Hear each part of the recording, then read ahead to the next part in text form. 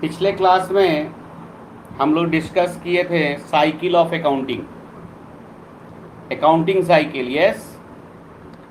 और फिर उसमें हम लोग ये समझ पाए थे कि अकाउंटिंग साइकिल बिगिंस किस चीज़ से होता है, कौन से प्रोसेस से हमारा अकाउंटिंग शुरू होता है और किस पर जाकर के अकाउंटिंग हमारा एंड होता है।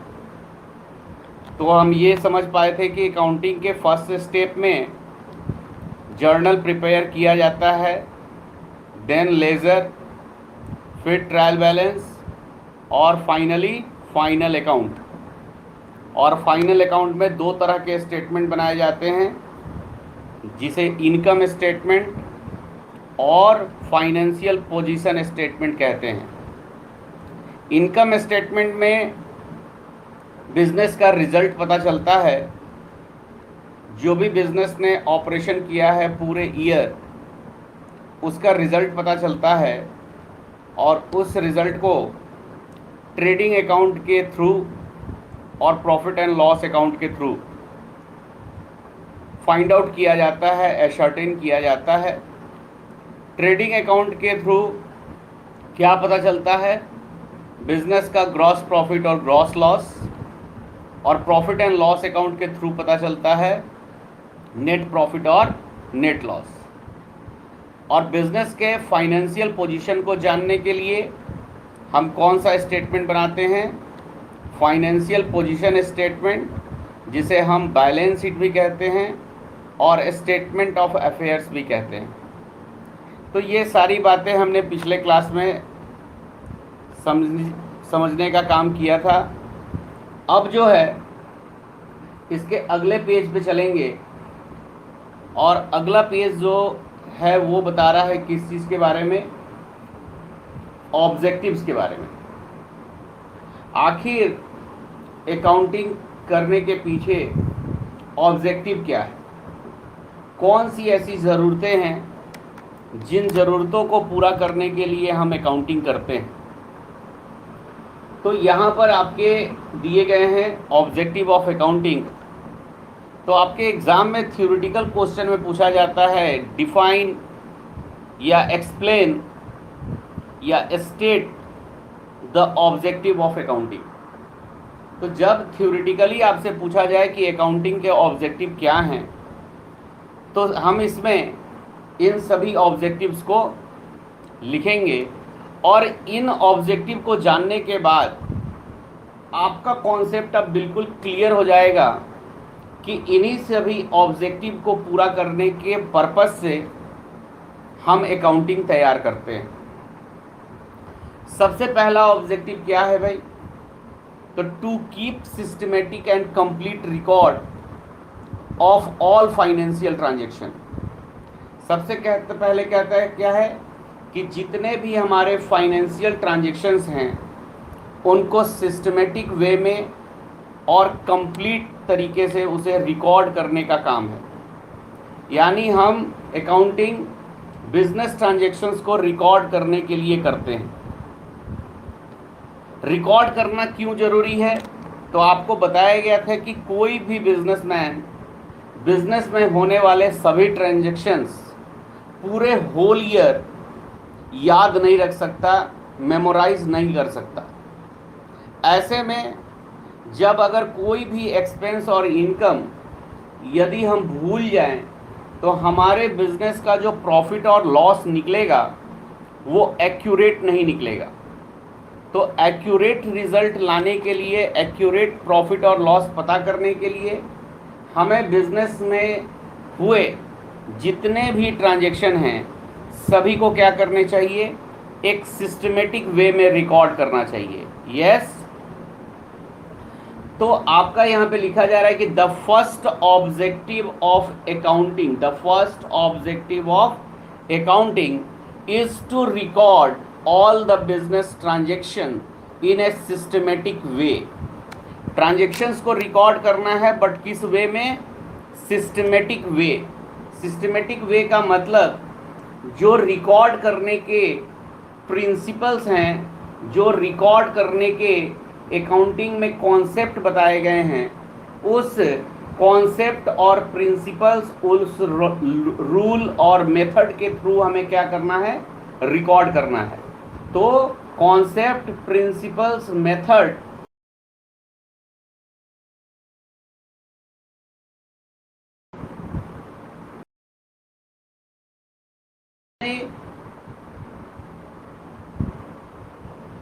हेलो।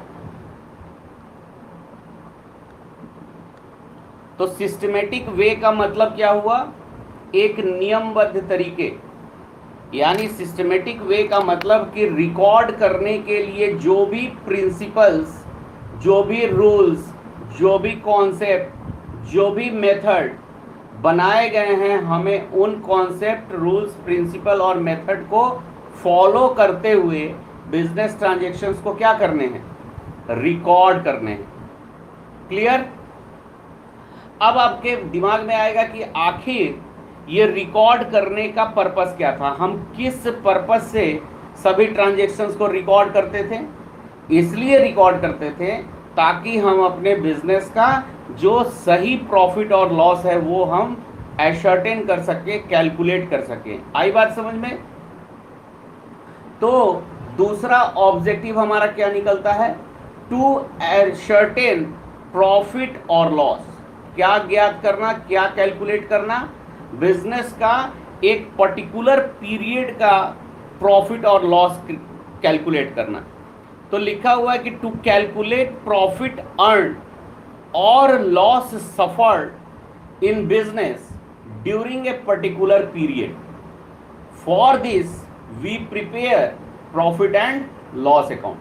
कहता है कि बिजनेस का एक निश्चित जो समय है, एक जो पीरियड है, और बिजनेस में जनरली हम पीरियड किसको बोलते हैं, तो फाइनेंशियल ईयर को पीरियड बोला जाता है। क्या बोला जाता है जी? फाइनेंशियल ईयर को हम पीरियड कहते हैं, उस ड्यूरिंग द ईयर बोलते हैं उसको। और वो फाइनेंशियल ईयर कब से बिगिन होता है, 1 अप्रैल से बिगिन होता है, और एंड कब होता है जी, 31 मार्च को। 31 मार्च को एंड होता है। समझ रहे हैं बात को? तो ये जो 1 अप्रैल, जैसे अगर हम अपने फाइनेंशियल ईयर की बात करें तो अभी कौन सा फाइनेंशियल ईयर चल रहा है, तो अभी फाइनेंशियल ईयर चल रहा है 1 अप्रैल 2021 टू 31 मार्च 2022। ये हमारा फाइनेंशियल ईयर चल रहा है। समझ रहे हैं? और इस फाइनेंशियल ईयर का हमें अपने बिजनेस का प्रॉफिट और लॉस अगर कैलकुलेट करना है तो 1 अप्रैल से लेकर के 31 मार्च के बिटवीन जितने भी ट्रांजैक्शंस बिजनेस में हुए हैं, सभी ट्रांजैक्शंस को हमें सिस्टमेटिक क्या करने होंगे बताइए, रिकॉर्ड करने होंगे। सबसे पहला काम क्या करना होगा, सिस्टमेटिक रिकॉर्ड करना होगा। और सिस्टमेटिक वे में रिकॉर्ड किस बुक के अंदर करेंगे बताएंगे कोई? Recording, very good. रिकॉर्डिंग जो होगा वो किस बुक में होगा, जर्नल में। ठीक है ना? और जर्नल बनाने के बाद ऑटोमेटिक हमारा सेकंड स्टेप आएगा जिसे हम क्या बोलेंगे, लेजर। वो लेजर भी रिकॉर्डिंग का ही काम है, क्योंकि उसमें हम क्या करते हैं, जो जर्नल में ट्रांजैक्शंस रिकॉर्ड हैं उन्हें हम रिस्पेक्टिव लेजर अकाउंट में क्या करते हैं, पोस्ट करते हैं। और पोस्ट करने के बाद उनके जो डेबिट बैलेंस और क्रेडिट बैलेंस होते हैं, सॉरी डेबिट साइड जो होते हैं और क्रेडिट साइड जो होते हैं, उनका हम क्या निकालते हैं बताइए, बैलेंस। क्या निकालते हैं, बैलेंस। और बैलेंस निकालने के बाद उसी बैलेंस को हम कहाँ लेकर के जाते हैं, ट्रायल बैलेंस में, जिसमें हम अकाउंटिंग के अंदर जो अरिथमेटिकल एरर है उसे फाइंड आउट करते हैं। यदि ट्रायल बैलेंस के दोनों साइड आपस में इक्वल हो जाते हैं, टैली कर जाते हैं, दोनों साइड डेबिट साइड और क्रेडिट साइड मैच कर जाते हैं, तो हम यह समझते हैं कि अकाउंटिंग के अंदर जो अभी तक किया गया है रिकॉर्डिंग और क्लासिफिकेशन, यानी जर्नल और लेजर, उसमें किसी तरह का अरिथमेटिकल एरर नहीं है। और जब अरिथमेटिकल एरर नहीं रहता है तो फिर हम उस ट्रायल बैलेंस के हेल्प से आगे का प्रोसेस यानी फाइनल अकाउंट बनाते हैं।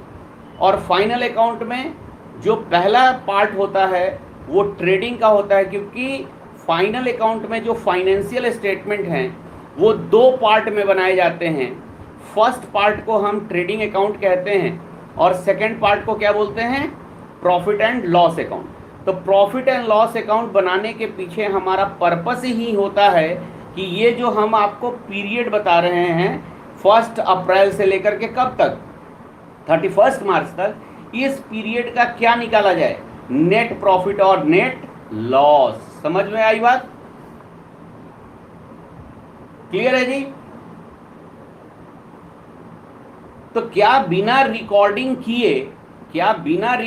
किए सीधे हम पीएल अकाउंट बना सकते हैं क्या हम बिना first step second step follow किए, थर्ड स्टेप फॉलो किए सीधे हम क्या फाइनली फोर्थ स्टेप पे जा सकते हैं क्या? नहीं जा सकते हैं। तो पहला जो हमारा काम होता है वो होता है क्या कि जितने भी बिजनेस के ट्रांजैक्शन है उसको हम सिस्टमेटिकली रिकॉर्ड करें और रिकॉर्ड करके क्या निकालें, तो एक पर्टिकुलर पीरियड का, इसको बोलेंगे 1 अप्रैल 2021 से लेकर के 31 मार्च 2022 तक के पीरियड को बोला जाएगा पर्टिकुलर पीरियड। और इस पर्टिकुलर पीरियड का हम क्या कैलकुलेट करेंगे, प्रॉफिट अर्न एंड लॉस सफर। ठीक है ना, जो प्रॉफिट होता है वो अर्न किया जाता है और लॉस को हम सफर करते हैं। प्रॉफिट के लिए अर्न वर्ड यूज होता है और लॉस के लिए क्या यूज होता है बताएंगे, सफर। देखो, जो हमने पाया, जो हमने कमाया, ठीक है ना, जो हमने बचाया वो हमारा प्रॉफिट है और जो हमने खो दिया वो हमारा क्या है, लॉस है। तो लॉस सफर होता है और प्रॉफिट अर्न होता है। अब बात है कि ठीक है, सेकंड ऑब्जेक्टिव है कि भाई अकाउंटिंग इसलिए की जाती है ताकि हम अपने बिजनेस का क्या कैलकुलेट कर सकें, प्रॉफिट और लॉस। क्लियर? अब आते हैं थर्ड में कि to ascertain the financial position of the business. केवल हमारा प्रॉफिट और लॉस कैलकुलेट करना हमारा पर्पस नहीं है, प्रॉफिट और लॉस केवल कैलकुलेट करना हमारा ऑब्जेक्टिव नहीं है। प्रॉफिट और लॉस को कैलकुलेट करने के बाद हमें अपने बिजनेस के फाइनेंशियल पोजीशन को भी कैलकुलेट करना ज़रूरी है। तो बिजनेस के फाइनेंशियल पोजीशन को जानने के लिए, फाइनेंशियल पोजीशन को कैलकुलेट करने के लिए हम क्या बनाते हैं, बैलेंस शीट। और बैलेंस शीट के अंदर 3 चीज़ों के इंफॉर्मेशन लिखे जाते हैं कि at the end of the year आपके कैपिटल के बैलेंस कितने हैं, आपके बिजनेस के अंदर at the end of the year आपके टोटल कैपिटल कितने हैं, आपके पास बिजनेस के अंदर बिजनेस का फाइनेंशियल ऑब्लिगेशन कितना है। फाइनेंशियल ऑब्लिगेशन को लाइबिलिटीज कहते हैं, फाइनेंशियल ऑब्लिगेशन को क्या बोलते हैं, लाइबिलिटीज बोलते हैं।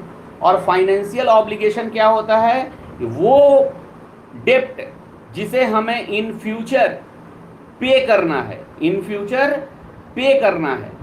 आज हमारे ऊपर वो लाइबिलिटीज के तौर पे है, एज ए डेप्ट लोन के रूप में है, जिसे हमें इन फ्यूचर क्या करना है, पे ऑफ करना है। और एसेट्स, एसेट्स वो है जो बिजनेस में इन्वेस्ट किया गया है और वो बिजनेस में लंबे समय तक, लॉन्ग टर्म तक हमारे बिजनेस में इनकम अर्न करने में कंट्रीब्यूट करता है।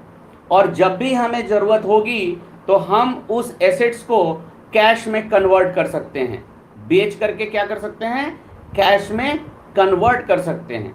तो ऐसे चीज़ें जो हैं वो एसेट्स कहलाती है। तो हमें अपने बिजनेस का फाइनेंशियल पोजीशन जानना होता है at the end of the year. और इस फाइनेंशियल पोजीशन को जानने के लिए क्या बनाना पड़ता है, बैलेंस शीट बनाना पड़ता है। और बैलेंस शीट में हम 3 चीज़ों के बैलेंस लिखते हैं। किसके बैलेंस, कैपिटल के बैलेंस, लाइबिलिटीज के बैलेंस और एसेट्स के बैलेंस। और ये बिजनेस के जो कैपिटल, लाइबिलिटीज और एसेट्स हैं, ये हमेशा ही एक इक्वेशन में होते हैं। इक्वेशन है कि capital plus liabilities is equal to assets, यानी जब भी हम बिजनेस के कैपिटल और लाइबिलिटीज को जोड़ेंगे तो वो always be equal to assets. समझ में आ रहा है? जब भी बिजनेस का कैपिटल और लाइबिलिटीज कब का? इंड का। कोई भी हम फिगर यहां कब का ले रहे हैं? इंड का। तो कभी भी इंड का कैपिटल और लाइबिलिटीज अगर जोड़ेंगे तो वो हमारे इंड के एसेट्स के क्या होगा? इक्वल होगा। इसलिए यह इक्वेशन बहुत ही इंपॉर्टेंट है, क्योंकि बहुत सारे ऐसे चीज हैं, जब भी हम कोई ट्रांजैक्शन करते हैं तो हमारे इस इक्वेशन पर क्या पड़ता है? उसका इफेक्ट पड़ता है। और इफेक्ट सिंगल इफेक्ट नहीं पड़ता है, जब भी पड़ता है तो डुअल इफेक्ट पड़ता है। क्या पड़ता है? Dual effect. और डुअल इफेक्ट पड़ने के कारण ही हमारे अकाउंटिंग का जो सिस्टम है, अगर हम आपको अकाउंटिंग के सिस्टम के बारे में बताएंगे तो there are two system, single entry system and double entry system. तो ये डुअल एस्पेक्ट कॉन्सेप्ट जो है, या डुअल एस्पेक्ट इफेक्ट जो है, उसी को हम लोग बोलते हैं डबल एंट्री सिस्टम। तो ये सिस्टम डबल इफेक्ट करता है, और इधर जो लाइबिलिटीज और कैपिटल है और जो एसेट्स है, इस पर एक साथ प्रभाव पड़ता है। और जब भी इस इक्वेशन को देखा जाएगा तो LHS is equal to RHS। तो इक्वेशन यही होता है, left hand side always be equal to. समझ रहे हैं बात को? तो हाँ, तो पहला ऑब्जेक्टिव ये था कि to keep systematic and complete record of all financial transaction और business transaction. Second objective is to ascertain profit और loss. Third, to ascertain the financial position of the business. अब चौथा आता है कि आखिर हमें इन सभी चीजों को बनाने की जरूरत क्या है? ऐसी क्या जरूरत है कि हम प्रॉफिट और लॉस कैलकुलेट करें? ऐसी क्या जरूरत है कि हम फाइनेंशियल पोजीशन स्टेटमेंट कैलकुलेट करें? इसको कैलकुलेट करने से हमें बिजनेस के कुछ इंफॉर्मेशन मिलते हैं, और उस इंफॉर्मेशन के आधार पर, उस इंफॉर्मेशन के बेसिस पर हम फ्यूचर डिसीजन का काम करते हैं। फ्यूचर में क्या करते हैं बच्चे? डिसीजन मेकिंग का काम करते हैं। अगर हमारे पास इंफॉर्मेशन नहीं होगा तो हम कोई भी डिसीजन फ्यूचर के लिए नहीं ले पाएंगे। तो फ्यूचर में अगर कोई भी डिसीजन लेना है तो हमारे पास अकाउंटिंग इंफॉर्मेशन क्या होने चाहिए? अवेलेबल होने चाहिए। क्या होने चाहिए जी? हाँ, और देखो, ये जो दो स्टेटमेंट हैं, ये ऐसे स्टेटमेंट हैं जो कि देख करके कोई भी व्यक्ति क्या कर सकता है? किसी भी बिजनेस के पोजीशन को बतला सकता है, किसी भी बिजनेस के स्टेटस को बतला सकता है। जिस तरह हम एग्जाम्पल में कहें कि डॉक्टर के पास अगर कोई पेशेंट जाता है, तो आप बताओ मुझे, क्या अगर पेशेंट कहता है कि मेरे पेट में दर्द है, डॉक्टर से पेशेंट कहता है कि मेरे पेट में दर्द है, तो डॉक्टर क्या करता है? पेट में हाथ लगा देता है। हेलो, क्या करता है? डॉक्टर कहता है लेटो, और हाथ पेट के अंदर डाल देता है? नहीं। क्या करता है वो? कुछ टेस्ट कराता है। क्या कराता है जी? कुछ टेस्ट कराता है, और टेस्ट कराने से उसके पास क्या आ जाते हैं? उस पेशेंट के कुछ इंफॉर्मेशन, राइट? और फिर वो डॉक्टर उस टेस्ट से जो इंफॉर्मेशन मिला है उससे वो क्या करता है? डिसीजन लेता है कि इस पेशेंट को कौन कौन से मेडिसिन दी जाए। बात समझ में आ रही है बात? सिमिलरली जो भी हमारे मैनेजमेंट में लोग बैठे हैं, जिनको मैंने डिसीजन मेकिंग का काम अकाउंटिंग का नहीं है, डिसीजन मेकिंग का काम अकाउंटेंट का नहीं है। अकाउंटेंट जो होते हैं ना वो डिसीजन मेकिंग का काम नहीं करते हैं। अकाउंटेंट का काम इतना ही है क्या कि भाई ट्रांजैक्शंस को रिकॉर्ड करना, क्लासिफाई करना, समराइज करना और फाइनल अकाउंट बना देना। फाइनल अकाउंट बना करके बिजनेस का जो प्रॉफिट और लॉस हुआ वो दिखा दो और बिजनेस का जो फाइनेंशियल पोजीशन है वो बतला दो। इतना बतलाने के बाद काम किसका आ जाता है?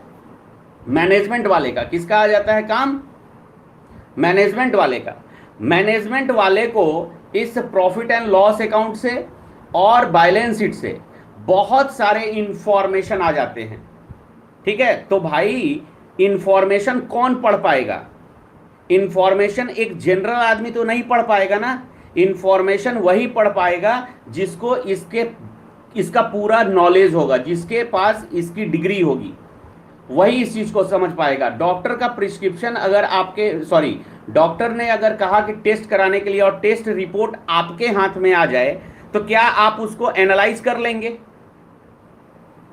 क्यों नहीं करेंगे? बताइए क्यों नहीं करेंगे? क्योंकि आपके पास उसके बारे में कोई जानकारी नहीं है, राइट?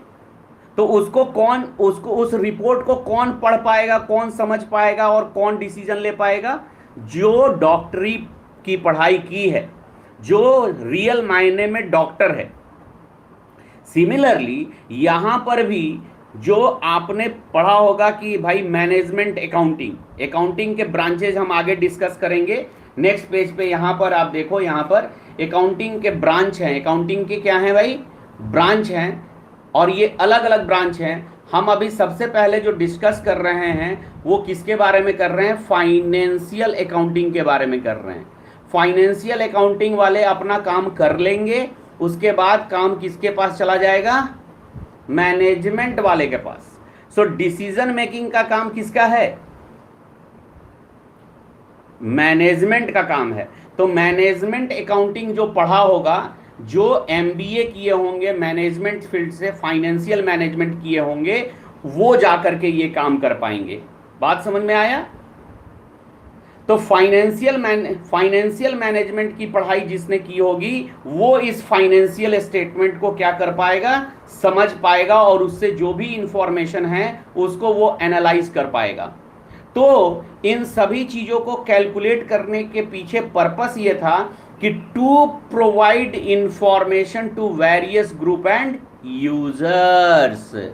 ठीक है ना? ये क्या, इसका अकाउंटिंग का ऑब्जेक्टिव क्या था कि to provide information to various group and users. जितने भी हमारे बिजनेस से जुड़े हुए ग्रुप और यूजर्स हैं उनको इंफॉर्मेशन प्रोवाइड करना। अगर हम अकाउंटिंग नहीं करेंगे तो फिर क्या हम उनको इंफॉर्मेशन प्रोवाइड कर पाएंगे? नहीं, कभी इंफॉर्मेशन प्रोवाइड नहीं कर पाएंगे। ओके, तो ये वेरियस ग्रुप और यूजर्स कौन है? तो हमने कल फर्स्ट डे के क्लास में आपको यूजर्स के बारे में बताया था। कितने तरह के यूजर्स हैं? कितने तरह के यूजर्स हैं? नहीं बताएं। देखिए बात गड़बड़ हो गई हैं, तब पढ़ नहीं रहे हैं। यूजर्स बताए थे दो तरह के, इंटरनल और एक्सटर्नल। इंटरनल और एक्सटर्नल यूजर्स। तो बिजनेस से जो भी लोग जुड़े होते हैं, चाहे वो डायरेक्ट जुड़े हो या इनडायरेक्ट जुड़े हो, उन्हें अगर कोई भी डिसीजन अगर लेनी है तो वो क्या करेंगे? उन्हें इंफॉर्मेशन चाहिए, और वो इंफॉर्मेशन कहां से उनको प्रोवाइड होगा?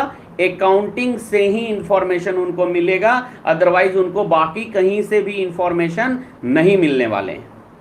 सो चौथा ऑब्जेक्टिव है to provide information to various groups and users. क्या लिखा हुआ है कि the objective of accounting is to communicate the information to various groups and users who involves in business enterprise, may be internal और external. समझ गए बात को? नेक्स्ट ऑब्जेक्टिव है टू फैसिलिटेट डिसीजन मेकिंग। और ये क्या करता है? ये किस तरह की फैसिलिटीज प्रोवाइड करता है? किस तरह से सहायक होता है, हेल्पफुल होता है डिसीजन मेकिंग में? टू फैसिलिटेट डिसीजन मेकिंग, यह डिसीजन मेकिंग में निर्णय लेने में सहायक होता है।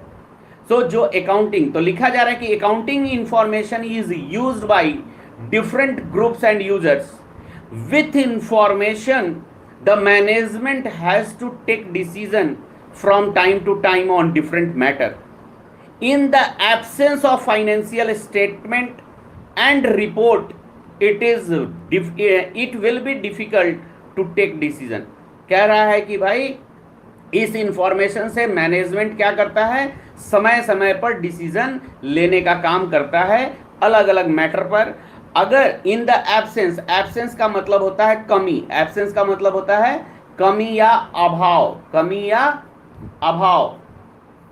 तो कहता है कि अगर फाइनेंशियल इंफॉर्मेशन, फाइनेंशियल स्टेटमेंट और रिपोर्ट के अभाव में यानी कमी में क्या मुश्किल होगा, डिसीजन लेना डिफिकल्ट होगा। अगर आपके पास अगर फाइनेंशियल स्टेटमेंट और रिपोर्ट नहीं है यानी आपके पास इंफॉर्मेशन नहीं है तो फिर आप कोई भी डिसीजन नहीं ले सकते और डिसीजन लेने में आपको डिफिकल्टीज होगी, राइट। अब आता है 6 number, to meet legal requirement. अब देखो भाई ये सारे तो हम काम कर रहे हैं लेकिन अल्टीमेटली इन सबों के पीछे एक मेन पर्पस है कि जो लीगल रिक्वायरमेंट है, लीगल रिक्वायरमेंट का मतलब हमने आपको बताया था कि इंडिया में या आप अगर अर्न कर रहे हैं, चाहे आपके इनकम का सोर्स कुछ भी हो, इनकम का सोर्स कुछ भी हो, इनकम के सोर्स कितने बताए थे आपको, 5।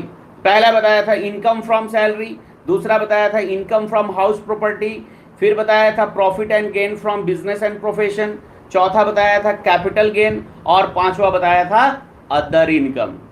तो आप किसी भी तरह से इनकम अर्न कर रहे हैं तो आप क्या हैं, आप लीगली बाउंड हैं, आप लीगली बाउंड हैं किस बात के लिए कि आपको अपने इनकम पर गवर्नमेंट को क्या करने हैं, टैक्स देने हैं। गवर्नमेंट को क्या करने हैं, टैक्स देने हैं। और टैक्स के बारे में हमने आपको क्या बताया था, कितने तरह के टैक्स हैं, हाँ 2 तरह के टैक्स हैं, वेरी गुड। टैक्स ऐसे बहुत तरह के हैं लेकिन अगर हम इस अकाउंटिंग के पर्पस से अगर टैक्स को देखें तो टैक्स कितने तरह के हैं, 2 तरह के हैं, डायरेक्ट और indirect. And the direct tax के अंदर क्या रखा गया था, इनकम टैक्स, वेरी गुड। और इनडायरेक्ट टैक्स के अंदर क्या रखा गया था, जीएसटी, बहुत बढ़िया, जीएसटी रखा गया था, राइट। जीएसटी कब लॉन्च हुआ था, जीएसटी किस डेट को लॉन्च हुआ था, नहीं मालूम, याद कर लो। जीएसटी लॉन्च हुआ था 1 जुलाई 2017। कब लॉन्च हुआ था जीएसटी, एंड द 1 जुलाई इसलिए भी इंपॉर्टेंट है कि जो हमारा आईसीएआई का जो गठन हुआ था, एस्टैब्लिशमेंट हुआ था, वो भी किस डेट को हुआ था, 1 जुलाई को ही है। 1 जुलाई 19 कितना, नहीं 1994 कहां से आ जाएगा, हाँ वेरी गुड। एस्टैब्लिशमेंट जो हुआ था वो कब हुआ था, आईसीएआई का, यानी आईसीएआई जो अकाउंटिंग बॉडी है उसका एस्टैब्लिशमेंट कब हुआ था, 1 जुलाई 1949 को, समझ गए। और 1 जुलाई 2017 को क्या हुआ था, जीएसटी लॉन्च हुआ था। और क्यों 1 जुलाई को ही हुआ था, तो इसके पीछे रीजन है क्योंकि 1 जुलाई को इसलिए हुआ था क्योंकि 1 जुलाई एक तो एस्टैब्लिशमेंट का डेट है किसका, आईसीएआई का, और साथ ही साथ ये कॉमर्स जो पढ़ते हैं ना, कॉमर्स, ठीक है, ये कॉमर्स वाले स्टूडेंट 1 जुलाई को बहुत ही अच्छे तरह से सेलिब्रेट करते हैं क्योंकि इस डे को हम लोग सीए डे के रूप में बनाते हैं। किस डे के रूप में बनाते हैं, हाँ जी, Mother's Day, Father's Day, Children's Day, सब डे मनता है ना, उसी तरह से मनता है एक क्या, सीए डे।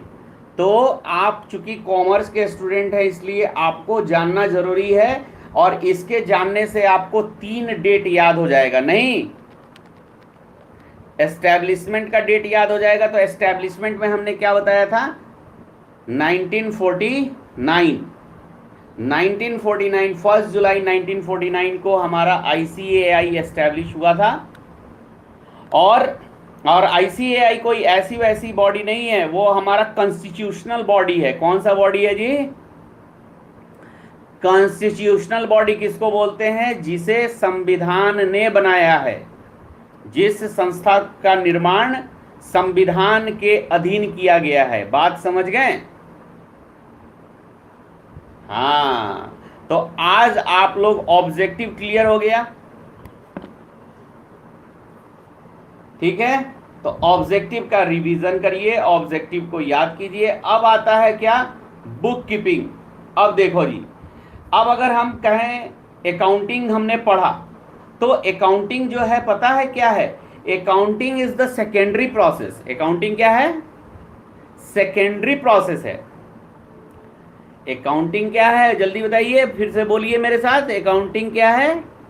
सेकेंडरी प्रोसेस है, यानी वो सेकेंड में किया जाने वाला प्रोसेस है।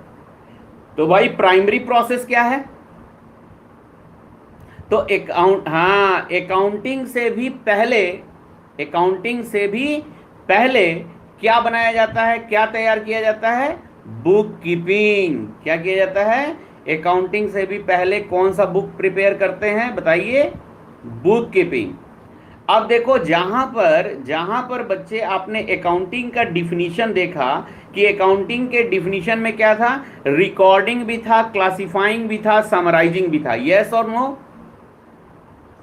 तो अकाउंटिंग में तीनों ही शामिल है। अकाउंटिंग में तीनों ही शामिल है। क्या? रिकॉर्डिंग भी, क्लासिफाइंग भी और समराइजिंग भी। But in book keeping only recording of business transaction, यानी इस बुक में केवल और केवल क्या किए जाते हैं? ट्रांजेक्शन्स रिकॉर्ड किए जाते हैं। बुक कीपिंग में ट्रांजेक्शन्स रिकॉर्ड कर लिया जाता है, और अकाउंटिंग में बुक कीपिंग में लिखे गए ट्रांजेक्शन्स को अगेन अकाउंटिंग के प्रिंसिपल्स, रूल्स, मेथड से रिकॉर्ड किया जाता है, then classify, then summarise and ascertain the profit and loss and financial position. समझ में बात आई? सो बुक कीपिंग का डिफिनीशन क्या लिखा जा रहा है कि book keeping is concern with the recording of business transaction. Book keeping किससे संबंधित है? कंसर्न मतलब संबंधित। बुक कीपिंग किससे रिलेटेड है? किससे संबंधित है? बिजनेस ट्रांजेक्शन्स के रिकॉर्डिंग से संबंधित है। Book keeping is the primary stage and it is done first. ये हमारा कौन सा स्टेज है? प्राइमरी स्टेज है, और ये कब किया जाता है? सबसे पहले किया जाता है। क्या किया जाता है जी? सबसे पहले किया जाता है। अब कहता है कि according to J.R. Batliboi, book keeping is the art of recording business dealing in a book of account. केवल बिजनेस डीलिंग को एक बुक में रिकॉर्ड करने की क्या है? कला है, आर्ट है। समझ गए? बुक कीपिंग के अंदर रिकॉर्डिंग केवल किया जाता है बिजनेस डीलिंग का, यानी बिजनेस ट्रांजैक्शन का। क्लासिफिकेशन और समराइजिंग नहीं किया जाता है बुक कीपिंग में। समराइजिंग और बाकी सारे क्लासिफिकेशन किसके अंदर होते हैं? अकाउंटिंग के अंदर। सो कहता है कि the process of accounting begins where book keeping ends. कहता है कि अकाउंटिंग वहां शुरू होता है जहां बुक कीपिंग क्या होता है? एंड होता है। हाँ जी, यानी बुक कीपिंग जब एंड होगा तो क्या शुरू होगा? बुक कीपिंग अकाउंटिंग शुरू होगा, और अकाउंटिंग एंड होगा तो पता है क्या शुरू होगा? देखिए आपको समझाते हैं। देखिए, बुक कीपिंग पहले आया, राइट? तो बुक कीपिंग के बाद बुक कीपिंग खत्म होता है तो क्या शुरू हो जाता है? बुक कीपिंग एंड होता है तो क्या शुरू होता है? और अकाउंटिंग जब इंड होता है तो शुरू होता है ऑडिटिंग। क्या शुरू होता है? ऑडिटिंग। और ये ऑडिटिंग कौन करते हैं? कौन करते हैं जी? सीए। समझ गए? तो बुक कीपिंग जहां इंड होता है वहां अकाउंटिंग क्या होता है? शुरू होता है। और जहां अकाउंटिंग इंड होता है वहां auditing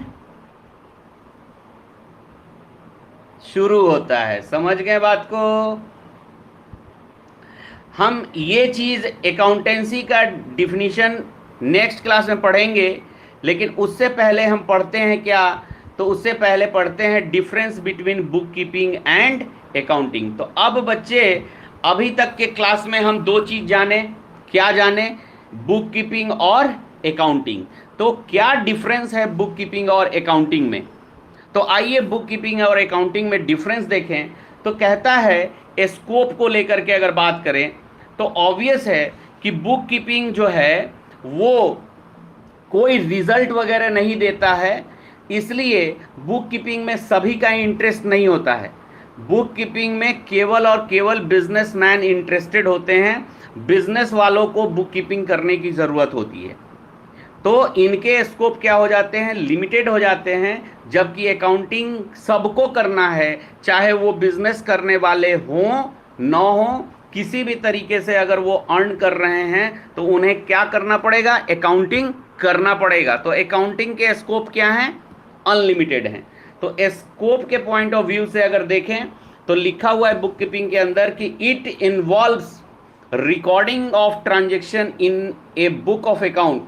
it does not cover preparation of final account. Obvious clear है ना कि भाई बुक कीपिंग में तो केवल रिकॉर्डिंग किया जाता है, वो फाइनल अकाउंट तो कवर करता नहीं है, क्योंकि फाइनल अकाउंट तो किस में कवर होता है? अकाउंटिंग में। तो जब इससे रिजल्ट पता ही नहीं चलता है तो फिर बाकी लोग इसमें इंटरेस्टेड नहीं हैं, राइट? तो यहां पर ये आ गया कि book keeping it involves recording of transaction in a book of account, it does not cover preparation of final account, so it's scope is limited. But accounting में क्या है? It involves recording, analysing and interpretation the business transaction and it covers preparation of final account, so it's scope is unlimited. अब बात आती है stage की। तो ये स्टेज में अगर देखें तो अभी अभी हमने देखा कि बुक कीपिंग कौन सा स्टेज है? प्राइमरी स्टेज है। जबकि अकाउंटिंग कौन सा स्टेज है? सेकेंडरी स्टेज है। तो यहां पर लिखा हुआ है कि it is the primary stage and it is done first. और यहां पे लिखा हुआ है अकाउंटिंग के अंदर कि it is the secondary stage and begins after book keeping. Accounting जो है वो सेकेंडरी स्टेज है और वो बुक कीपिंग के बाद शुरू होता है। अब बात आती है skill and knowledge. Skill and knowledge, तो बुक कीपिंग के लिए बहुत ज़्यादा पढ़ा लिखा, नॉलेजेबल होना, अकाउंटिंग का जानकार और विद्वान होना जरूरी नहीं है, क्योंकि बुक कीपिंग में बहुत आसान तरीके से ट्रांजेक्शन्स लिखे जाते हैं। जैसे हम आपको बताते हैं बुक कीपिंग में ट्रांजेक्शन कैसे लिखे जाते हैं। अगर मोहन नाम का एक दुकानदार है और उसने सोहन को 10,000 का सामान बेचा, तो मोहन अपने अकाउंटिंग के बुक में लिख देगा मोहन को 10,000 का सामान बेचा। अब बताओ भाई, इतना लिख देना, इसके लिए बहुत ज़्यादा पढ़ा लिखा जरूरी है क्या? कोई ज़रूरी नहीं है। हम कहते हैं कि भाई बहुत सारे ऐसे बिजनेसमैन हैं जो अपने बच्चों को कभी कभी दुकान पे बैठा करके चले जाते हैं। अगर दुकान पर 5वें क्लास के बच्चे को बैठा करके चले गए और कहें कि बेटा देख, किसी को पैसा देना, किसी से पैसा लेना, तो भैया तुम इसको एक कॉपी में लिख लेना, राइट? तो मोहन नाम का एक व्यक्ति आया और उसने 500 रुपया दिया, तो वो क्या लिख देगा? वो 5 साल का बच्चा क्या लिख देगा? क्या लिख देगा? मोहन ने 500 रुपया दिया, मोहन ने 500 रुपया दिया। या फिर उसने क्या, उसको क्या लिख देगा? मोहन से 500 रुपया पाया। बोलो, तो ये मोहन से 500 रुपया पाया, हिंदी में जानता है तो हिंदी में लिख देगा, इंग्लिश जानता है तो लिख देगा रिसीव्ड ₹500 फ्रॉम मोहन। बांग्ला में जानता है तो बांग्ला में लिख देगा, गुजराती में, मतलब जिस भाषा में वो जानता है उस भाषा में उसे वो क्या करने का काम करेगा, बुक कीपिंग में लिखने का काम करेगा। लेकिन अकाउंटिंग में वो नहीं लिख पाएगा, क्योंकि अकाउंटिंग के लिए एक स्पेसिफिक नॉलेज चाहिए, उसे अकाउंटिंग के प्रिंसिपल, मेथड, कॉन्सेप्ट उसको मालूम होने चाहिए, तभी वो लिख पाएगा। और 5वां क्लास के बच्चे को क्या अकाउंटिंग की जानकारी रहेगी? तो अकाउंटिंग के लिए हमेशा ही क्या जरूरी होगी, क्या जरूरी होगी? स्पेशल नॉलेज और एबिलिटी की जरूरत होगी, जबकि बुक कीपिंग के लिए कोई स्पेशल नॉलेज और एबिलिटी नहीं चाहिए। समझ गए बात को? तो लिखा हुआ है कि it does not required special knowledge and ability, it is done by clerical like junior staff. लेकिन अकाउंटिंग के बारे में क्या लिखा हुआ है? It requires special knowledge and ability, it is done qualified and senior staff. Okay, अब देखो इंटरेस्ट, अब आपके नोट्स में यहाँ पे इंटरेस्ट के नीचे ईट लिखा हुआ है, तो बच्चे हमें क्या करना है कि ईट यहाँ से काटना है, ये गलती से यहाँ पे प्रिंट हो गया है, ईट यहाँ से काटना है और ईट लगाना है कहाँ? यहाँ, यहाँ लास्ट में ईट, ठीक है ना? ओके, हाँ। तो अब जरा पढ़ते हैं। तो हमने पहले बताया कि भाई अकाउंटिंग सबको करना है, चाहे वो सैलरी होल्डर हो, चाहे वो प्रोफेशनल हो, चाहे वो अदर इनकम से इनकम और अदर सोर्स से इनकम कर रहा हो, या कैपिटल गेन कर रहा हो, या इनकम फ्रॉम हाउस प्रॉपर्टी कर रहा हो, किसी भी तरीके से अगर वो इनकम कर रहा है तो सभी को अकाउंटिंग करने पड़ेंगे। लेकिन बुक कीपिंग किसको करना होता है? जिसके यहाँ डे टू डे ट्रांजेक्शन होते हैं, मैक्सिमम ट्रांजेक्शन होते हैं। तो आउटसाइडर जो हैं वो बुक कीपिंग में इंटरेस्ट नहीं रखते हैं। So outsiders does not have any interest in it. Book keeping में आउटसाइडर यानी बाहरी लोगों का कोई इंटरेस्ट नहीं होता है, जबकि अकाउंटिंग में बाहरी लोगों के का भी इंटरेस्ट रहता है, यानी various groups including outsider have interest in it. समझ में आया? नेचर, नेचर कहता है कि भाई इट इज कॉम्प्लीमेंट्री, यानी बुक कीपिंग क्या है? अकाउंटिंग के लिए कॉम्प्लीमेंट्री है, and the book keeping is the part of accounting. यानी कॉम्प्लीमेंट्री का मतलब सहायक, कॉम्प्लीमेंट्री का मतलब सहायक। अगर जब तक एक बुक कीपिंग नहीं होगा तब तक अकाउंटिंग पॉसिबल नहीं है। बुक कीपिंग के बिना कोई भी कितना भी बड़ा चार्टर्ड अकाउंटेंट होगा वो अकाउंटिंग नहीं कर पाएगा। अकाउंटिंग के लिए बुक कीपिंग क्या है? आवश्यक है। जब तक बुक कीपिंग नहीं होगा अकाउंटिंग पॉसिबल नहीं है। तो अकाउंटिंग करने के लिए बुक कीपिंग क्या है? कॉम्प्लीमेंट्री है, but accounting is not complementary to book keeping. समझ गए? अब आता है रिजल्ट ऑफ बिजनेस। तो रिजल्ट ऑफ बिजनेस, तो भाई बुक कीपिंग से कोई रिजल्ट निकलेगा क्या? नहीं, बुक कीपिंग से कोई रिजल्ट नहीं निकलेगा, क्योंकि रिजल्ट किससे निकलता है बताइए? फाइनल अकाउंट से। रिजल्ट किससे निकलता है? फाइनल अकाउंट से। और शुरू में ही बताया गया कि भाई बुक कीपिंग फाइनल अकाउंट को कवर नहीं करता है। तो जब कवर नहीं करता है तो रिजल्ट कुछ भी इसका निकलेगा क्या? तो बुक कीपिंग से बिजनेस का कोई रिजल्ट का पता नहीं चलता है। अकाउंटिंग से क्या पता चलता है? रिजल्ट का पता चलता है। और रिजल्ट किस रूप में? प्रॉफिट और लॉस के रूप में। किस रूप में?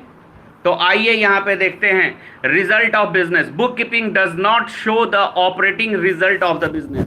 बिजनेस बुक कीपिंग जो है बिजनेस के किसी भी तरह के रिजल्ट को नहीं दर्शाता है, नहीं शो करता है, but accounting shows the operating result of the business.